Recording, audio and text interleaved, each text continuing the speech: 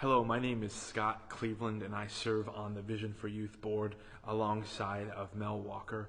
And Mel is pretty much has been an impact and an influence in my life, really since I first met Mel. I've gone on trips with Mel. I've gone to conferences with Mel. I served alongside of Mel in our local church. I've been sharing cups of coffee with Mel, and Mel has invested in my life, and it has really challenged me to really do God's will. What is God's will for my life, and how can you do that? Mel's the real deal. Sometimes you may know authors and they may write really well about certain subjects, but Mel is a guy that writes about what he knows and what he's lived, and I'm really thankful for his influence in my life.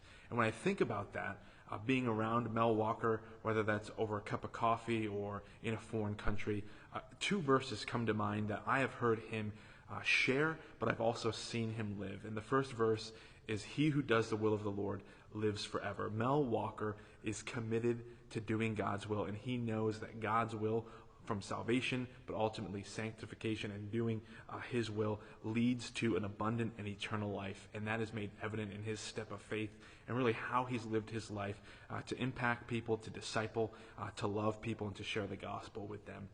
The second verse that comes to mind really is one that he's talked about a lot if you've been in a conference with him or in one of his books, is that so the generations may know. Mel is committed to let the younger generations and the generations that come after him know about the goodness and the faithfulness of the Lord, and specifically why we should give our lives to him. And so he's committed to that. That is evident in this new ministry, and this is an exciting time. And I'm just so thrilled that God has led him to continue this ministry in a different way, but still focused on letting the generations may know. So I would encourage you to pray for, absolutely, but even to consider supporting his ministry financially through Vision for Youth, so that he could continue to doing the will of God, and so that the generations may know all that there is to loving God and loving people.